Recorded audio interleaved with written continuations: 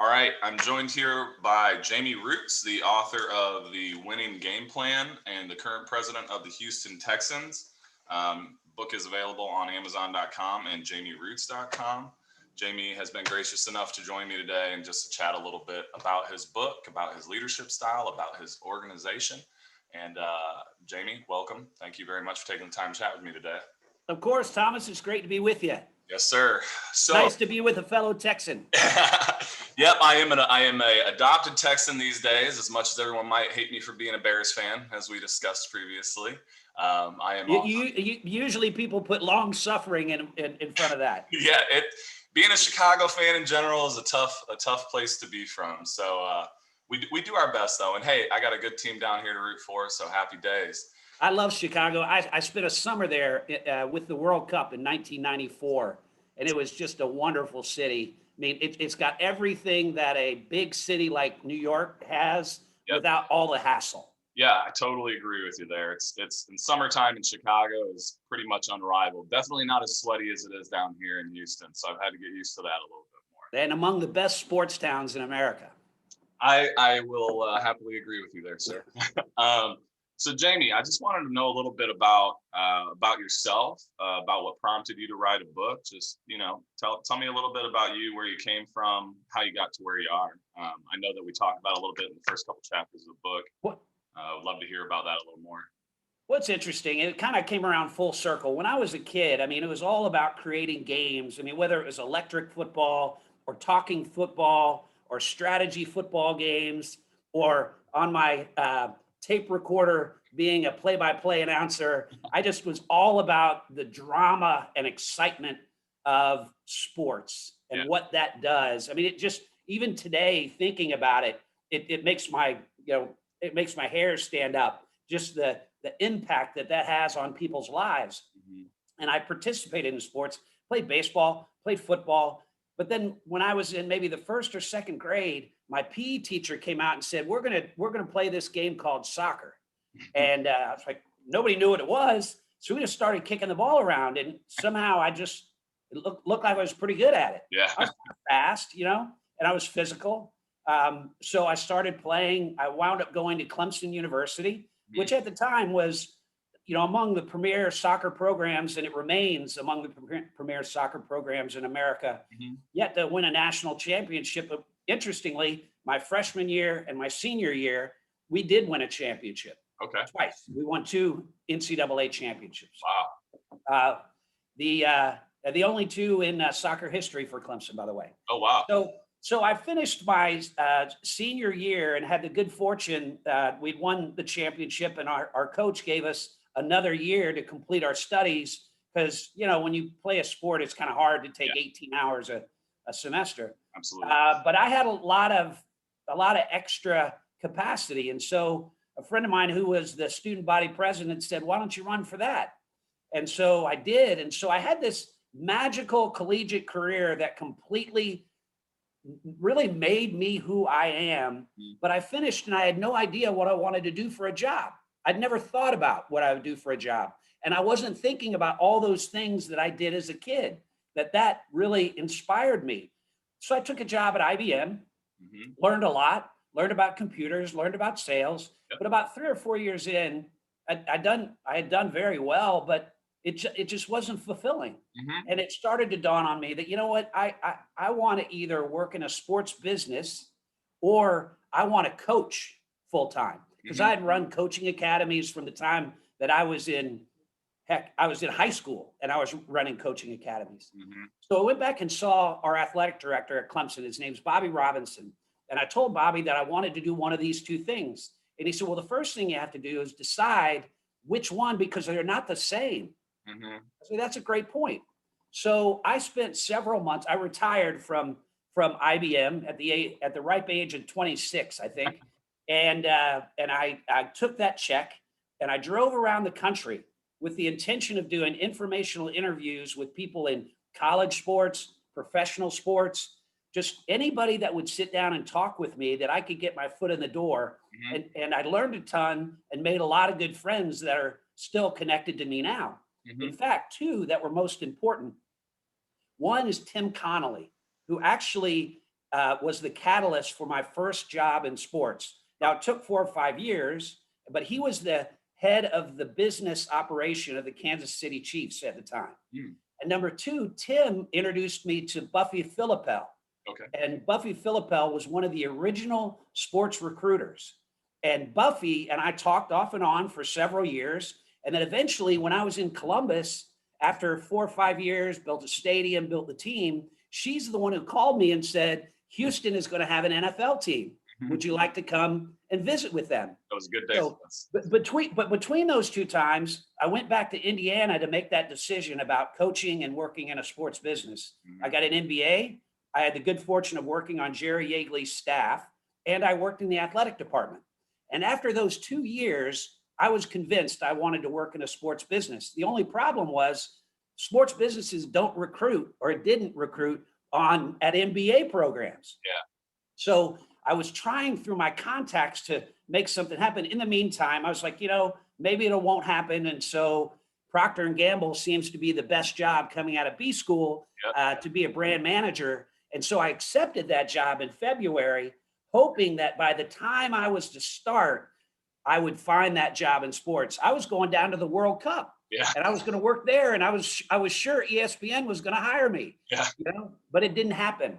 And so at the end of that experience, I went to Procter and Gamble, 9 months. It was a great experience. I learned a ton, kept in contact with all these people in the sports business, and then eventually had my opportunity to go to Columbus and start what is now the Columbus Crew. That's awesome. Yeah, and you guys had a very successful time there with the Columbus Crew, right? Prior to joining. Yeah, it was great. It was a great learning experience. I had an opportunity to work for Lamar Hunt, who was one of the founders of the American Football League, probably most responsible for the American Football League and the combination between the American Football League and the National Football League. So it was really an MBA in sports management, at the knee of Lamar Hunt. Yeah, that's definitely some real world experience right there to be able to apply later on here now that you've been at the Texans. You've been at the Texans now 16 years, right? 20 years, 20 years. Oh, is it 20 years now? Yeah. Wow. And in that time, you guys, how many championships have you guys won? AFC South, it was 6. Well, a bunch. Yeah, quite a few, I think. Right? Let's see. You had There were lean years to start, but Yeah. Particularly the last 6 years, we've had a really good run of championship football, at least from a divisional perspective. Yeah, the AFC South. Okay, so I see it's 2011, 2012, and then the last under Bill O'Brien. I mean, you guys won 4 AFC Souths, 2 of those through wild card. And JJ Watt seems to have been the awarded player for quite a bit. We all love a little bit of JJ Watt here in Houston. Well, as you know, people in Houston have short memories. This was a difficult season for us, but it was just 12 months ago that we were 3/4 away from hosting the AFC Championship in Houston for the first time in Houston history. That's right. So things can happen quickly. They can, and I think that has been a big shock to all of us. And I think maybe you guys have been learning a little more even this last year, right, about how quickly things can happen with the changes in the organization again around GM and head coach and stuff we talked about earlier. Some of the concepts in your book are pretty interesting, particularly in regards to leadership, communication, your team, organizing your team around a common theme and focused on a goal, recognizing and rewarding people for their contribution, measuring their performance. Like one of the areas I liked, one of the acronyms you used was impact, and the impact awards that you do within the organization. It's not just focused on team members that are out there playing on the field. It's focused throughout the entire Texans organization. And that was one that I found to be, it sounded like it was very effective. What did you come up with that on your own? Was that something you kind of, received through osmosis of being around other people, and sort of how has that been applied effectively within your organization? Yeah, Thomas, well, at first, up front, you asked about championships on the field. Mhm. Really, the winning game plan, it's kind of tongue in cheek, the name, because it's not about, this book is not about winning on the field. Mhm. It's about creating a business that delivers sustainable championship results despite whatever might happen on the field. Mhm. Because what we offer to the community is far beyond wins and losses. Mhm. And people, when I first started here, they didn't really buy in and believe me that you could do that. But we've stated it starting in 2000, and the Houston Texans have always been at the top of business performance, whether we went 14-2 or Yeah. 2-14. It didn't matter. The next year was going to be a record year. Mhm. So back to your point about, and this is telling the story of how that happened. And one of the things is impact. That was, I mean, everything that we've done in creating this entire machine has been done collaboratively. Mhm. My job is the leadership, but there's no top down here. You know, I'm just one of the teammates, Yep. and I have a role and everybody else has a role. My role just happens to be the one to level up and look over the horizon to Mhm. say, we need to create this. Okay, great. Let's get together. Let's all talk about it. If we all agree, great. If we don't, I'll make the final decision. Yep. And so impact, we looked at our best employees. What did they do different from the employees that weren't quite as successful? Yeah. They were innovative. They were memorable. They were passionate. They were accountable. They were courageous. They were team players. So once you define, that's really the essence of the culture, Mhm. the business culture of the Houston Texans. So how do you get that into people's minds and into their hearts Mhm. so that they can operate on it? Well, first of all, you got to make it easy to remember. People talk about culture as being value statements. Let me tell you, you put those values on the wall, man, I have no idea what you're expecting of me. Yeah. And the number one thing that employees are looking for, I want to know what's expected of me at work every day. If Absolutely. you can get that accomplished, you're well on your way to a great workplace. So first is make it memorable. IMPACT. Then you've got to over communicate it. The repetition, and you talked about the impact awards. Yep. The process is expect. So impact is the expectation. Yep. Inspect and reward. Yep. That's where the reward programs come in. And it's not just giving a medal or a check. Every time an impact award, and then there have been literally tens of thousands of impact awards given here at the Texans. In fact, over the last year, I've given out $138,000 in awards, all in increments of $500 and $250. Wow. So that tells you how many awards have gone out. I can't do that math. Yeah. But so, but Can't do there's that. always a story, because what I'm trying to do is teach. I'm trying to teach what we're looking for. When I tell you that someone was memorable, that's one level of understanding. When I tell you exactly what they did that was memorable, now you understand, okay, that is the expectation. And it's amazing over a long period of time, people, when you maintain your team together, everybody gets it, and you're operating with one heartbeat. And that's the goal of a strong culture. Absolutely. So the flat organization has seemed to have been a large part of the payoff of getting people to contribute and buy into the organization as a whole. And Well, we have an organizational hierarchy, right? There is the business operations leadership team. There's a bridge team. There are departments. So we're structured like every other business. But when I talk about my team, I'm with 12 other leaders. You know, I often say, if you want to have incremental progress, lead followers. Mhm. If you want exponential progress, lead leaders.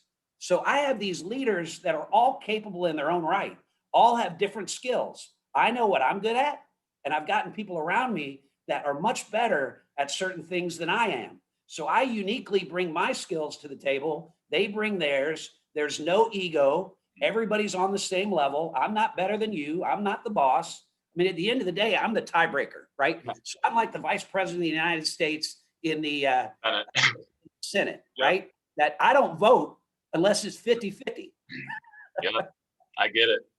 That's interesting. I mean, I think it was Churchill who said, attitude's a little thing that makes a big difference. And I know reading your book, one of the things was attitude, coming with no ego, people coming in with the right attitude. And I think in a lot of positions, you can teach a technical skill. You can teach someone to do something, with the exception of probably sports. You got to have that natural athletic ability to be out on the field, obviously, and perform at a level that most people can't. But the rest of the stuff, I think, you can teach those skills, but they don't have the right attitude to be part of the organization. From what I've read in your book, you guys have been pretty candid and forthright with just telling people, hey, look, it's not working out. You're going to need to go somewhere else. Yeah, and Thomas, I'll tell you, one of my main roles as a leader is to establish clarity. It doesn't matter whether it's right or wrong or the best or the, the most amazing plan or the most amazing concept, but is it clear? Hmm. Because if it's too complicated and people don't understand it, it doesn't matter. Yep. And so one of the places that we've been crystal clear has been our non-negotiable talents. So the good news is these talents are available to everyone. The two key ones are having a great work ethic and a winning attitude. The winning attitude is being positive, optimistic, team player. If you have those two things, you'll learn everything that you need while you're here. And you embrace our values, which would be IMPACT, especially the P. Yeah. Passionate about what you're doing, passionate about your teammates, passionate about the organization. If you have those things, that makes our stars. Hmm. Well, it seems that the passion too also permeates your fan base, right? I mean, Texans fans are some of the most well-known, passionate people out there. They will go head to head with the Dallas Cowboys fans any day of the week, right? And I will tell you that's what makes this job so fun. Yeah. I love going out into the parking lot and visiting the tailgates and just seeing how engaged they are. That's our product. Hmm. We create this identity, and when people come engage in it to that level, that extreme level of passion, Absolutely. you've done something special. I mean, it's so rewarding. Right on. Well, I mean, and we're getting, that's actually a good segue, I think, to a certain extent. The way that you communicate, I kind of cold wrote you for the people listening. I wrote you cold on LinkedIn, and you responded, and we had a good chat about the Bears, and Texans were getting ready to play the Bears, and you were flying up to Chicago, and then this transition into you giving me some time, me reading your book, and then having this call. And the way that you communicate is clearly very open. You're very open and honest, and that's a good thing, particularly in leaders, so that you don't have to guess, so that you know your expectations that is expected of you from your leadership team. I think that's the way you guide people. Well, Thomas, people have to know what to expect from you every day. They Absolutely. need to know that you're being authentic. Even if you have to give them bad news, Yeah. you give them bad news. I'm being honest with you. You got to know. That's a learning experience for anybody. I mean, constructive criticism in any way it should be taken not as a hit to your ego. And I think, again, that goes back to your point about approaching it with no ego. We're all here to excel together, right? And we're all going to be able to do this together. And I know that sounds fluffy, leadership, woo-ha stuff, but it's true. And some of the best organizations have embodied that type of culture. And as a result of that, they're leaders in their areas, in their respective areas, whether it be technology, banking, finance, whatever, at professional sports. So, yeah, right. So with that in mind, the communication side, I'm going to ask you a couple questions. You can feel free to answer what you were able to answer. I think we discussed this earlier. You guys have been going through the search for a GM and a head coach lately. You guys you hired Korn Ferry, I think, to do some of the vetting for the GM position. They made some recommendations to y'all. You guys obviously took those into account and discussed them amongst yourselves, however you communicated it, and then chose Nick Caserio. That's Caserio. Mm-hmm. And former Patriots guy. And I think there was some connection there between him and maybe it was another coordinator within the Texans organization. But it sounded, and this is just me taking in what I've seen in the news, that maybe wasn't communicated that effectively to Watson and some of the team members who thought they were going to have a say or more influence on the ultimate decision. And so in regards to communication, is there, in your book, there's a lot of real great examples of times where you've been able to apply the different practices. And I'm a lover of acronyms because I'm from a consulting background with Accenture and Ernst & Young. So I'm all about acronyms. But you've given some great examples of how they worked, of how things worked. In this case, it sounds like there might have been some communication breakdown. Was there a communication breakdown? Is there any way that you want to improve that going forward into the choice for the head coach? Because I know that you guys are still in your search for a head coach. Are there any lessons that are kind of coming out of this real world example you guys are going through right now? Yeah, I'll tell you. The sports media has lots of hours to fill. Yeah. They have very limited information to deal with. Yeah. But I would agree with.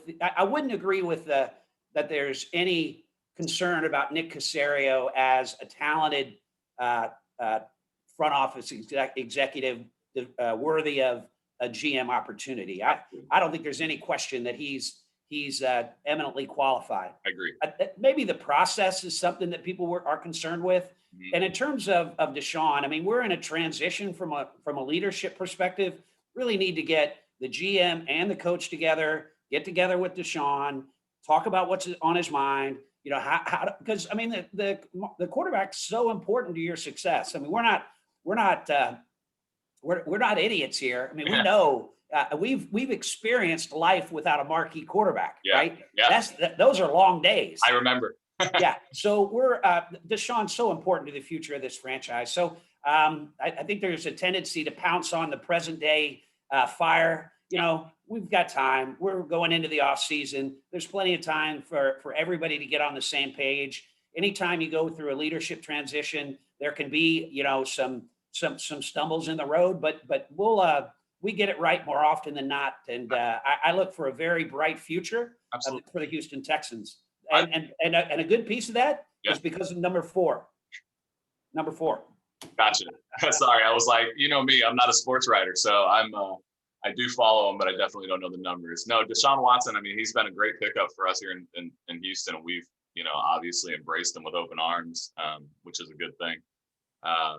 And he's a Clemson guy. And he's a Clemson guy, so I know you love him. Love him. So, you know, there's even talk though. I mean, today people are saying that he might end up looking at going somewhere else, right? Jets or something. And I think people take one sliver of information and try to project that forward of what the end game is. So I just encourage people to just simmer down. Take a down breather. at the very beginning of the off season. This season's not even over yet. We've not even played the championship game. So after the Super Bowl, but all teams, all 32 teams will be 0-0. Everybody's going to be on the same footing. Yeah. And just give us some time. And we're going to figure it out. I trust 100% that you will, Jamey. You guys have done a great job so far. I remember the Shaw days, and I've been here through the transitions over the last 12 years. It's been really entertaining and interesting to see how you guys have transitioned.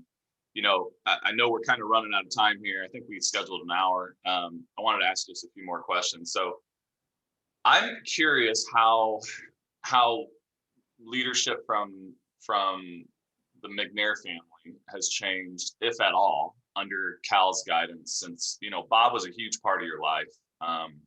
You looked to him as a mentor, as a friend, as a, you know, all different types of influence in your life. And within the organization, when Cal took over, were there any key differences between the way that Bob ran the organization and Cal does? And have you, as a leader, had to adapt your style a little bit more to working with Cal than previously with Bob? Well, Cal and I've worked closely over the last few years. There was a transition, you know, because the way we're structured, because previously you had, you know, the head of the organization that oversaw both the family business and the team. And so we've had to go through a fairly significant transition to get it structured right. So we had the appropriate governance to ensure both organizations could maximize their success. And so we're pretty much through that. I think there's a pretty good understanding of how things operate. I would say, just in a nutshell, more things are similar than there are different. Fair enough. You know, anytime you take somebody of Bob's stature out of the mix, there is a change in how things work, but there's more similar than there is different.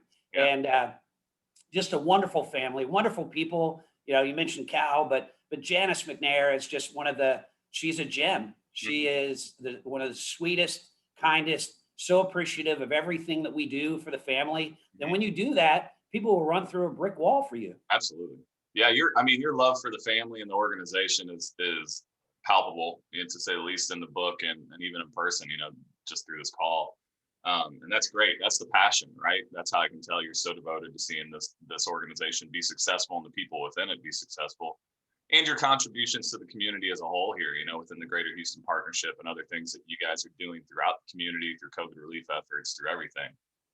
You know, I see all that come through in your players, and it definitely permeates the organization. So that's great to see. Well, Houston has emerged over the last 20 years. It's always been a great city. It is now a great global city. And I'm so proud that the Houston Texans and the McNair family have played not a pivotal role, but we have played a role in helping to elevate through the Super Bowl experience, through the success of the Houston Texans, through our active involvement in the community, particularly the Greater Houston Partnership, which I chaired several years ago. We really have together, it's a team effort, helped to elevate Houston to take a seat at the table of great global cities. Yeah, I absolutely agree with that. Is there one concept that you really like if someone was going to take something away from your book and their short attention spans, which some of us are nowadays, considering news cycle is a whole 20 minutes or something, and then we're on to the next story. Is there something in there that is the biggest sort of takeaway you want people to have from your book? Because I Yeah. found there's a lot. Personally, I found there's a lot in there that is very applicable. But fear, uncertainty, doubt, FUD was a great one. That's particularly right around communication, leadership stuff. Like those are good ones for me because I've been in those situations and no one likes uncertainty. So to me, like what would be the big old bite that you want people to grab from I'm this? going to give you two bites, and I'm not going to give you all the details because we don't have time, but you can find it in the book. Number one is leaders deal with three key questions. Managers deal with three different questions. Managers deal with what, when, and where. What are we going to do? When are we going to do it? Where are we going to do it? They're working in the business. Mm-hmm. Leaders work on the business. They deal with who, how, and why. Mm-hmm. Our talent, our culture, and our purpose. Mm-hmm. Constantly refining, constantly communicating down, out, across, and up.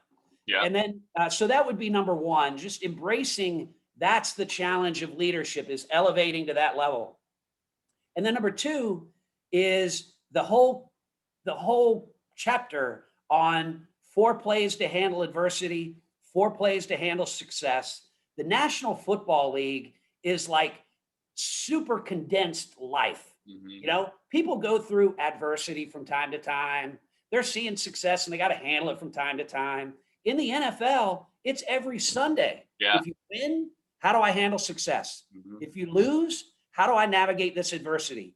And I have found that there are 4 plays on either side that can get you through both in a sustainable fashion. Mm-hmm. What it's interesting to hear that. I'm clinging on to a few keywords you had, why in particular. Have you ever read Simon Sinek's book Start with Why? No, but I will. I'm going to write it down. It's a great one. He talks about the why at the center that uses 3 tiered circles, why, how, and what is sort of the driver of how people approach leadership, approach their passion. Why ultimately being the driver that you got to focus on to have a true message that permeates other people's belief systems. I agree with you completely. I was in graduate school and there was this professor on a video and he said, the purpose of business is profit. Mm-hmm. And all these investment bankers, they were shaking their head, yes. Yeah. I shook my head, no, it's not. The purpose of business is purpose. Mm-hmm. We're here to fulfill a unique human need. Yeah, we got to do it in a profitable fashion so that we can reward our investors, we can reward the community, we can reward our employees, even reward our customers. That whole ecosystem needs to be rewarded in the process. Absolutely. But it isn't about profit. No. It's about delivering upon a unique human need better than anybody in the world. Absolutely. And Sinek talks about that in that book, as well as one called the Infinite Game. And that also reminds me of understanding your identity. I feel like you guys have done a lot of work there at identifying who you are as the Texans, as an organization, as a team, the people within the organization to promote that. And I go to the Woodlands Church up here. Pastor Kerry and Chris Shook have been talking a lot about habits and forming lasting habits. And at the core of all those of getting there is identifying who you are and who you want to be. It sounds like you've made some statements that are very clear about who the Texans are and who you guys want to be to the community, to yourselves, a winning organization, contributor to the community, building up the community around it. Like these are all things where you can build identity and from that gain a purpose and your why of what you're doing. And it's not just making money, it's giving back across the board. Yeah, and the job of a leader is not to communicate, it's to over communicate. I used to talk about in terms of the law of sevens. Mhm. It takes somebody here to hear the same thing 7 times in Mhm. the same way before they start to get it. In today's hyper communication world, it's probably the law of 77. You Mhm. know, you just, by the time you're super sick of it, Yeah. people are just starting to understand it. Absolutely. Absolutely. So I know we're running out of time. I want to ask you one more question. Is there anybody you guys got your eye on that the Texans organization might be looking to pull on board from the team over the next year or two? Uh, Any you talking about talent, yeah, on field any talent? interesting talent you guys got your eye on at the moment? Well, you're interviewing the wrong guy. You need to talk Oh. to Nick Casario about that one. Well A played, man- sir. Well played. a man's got to know his own limitations. Oh, I'm sure you got someone, but that's all right. No, hey Jamey, I really appreciate it again. It's been excellent talking to you again. It's a winning game plan, proven leadership playbook for continuous business success. You can get it on Amazon.com. You can get it at JameyRoots.com. That's roots with an ES at the end. I really appreciate your time, man. This has been a spectacular experience being able to talk to you. Really enjoyed the book. Any parting words you'd have for anybody? uh, Play to win and go Texans. Hey, I'm with you on the Go Texans. Go Great Texans. to be with you, Thomas. You too, sir. Thank you so much, man. I'm just going to stop this here and I'll edit out this last part.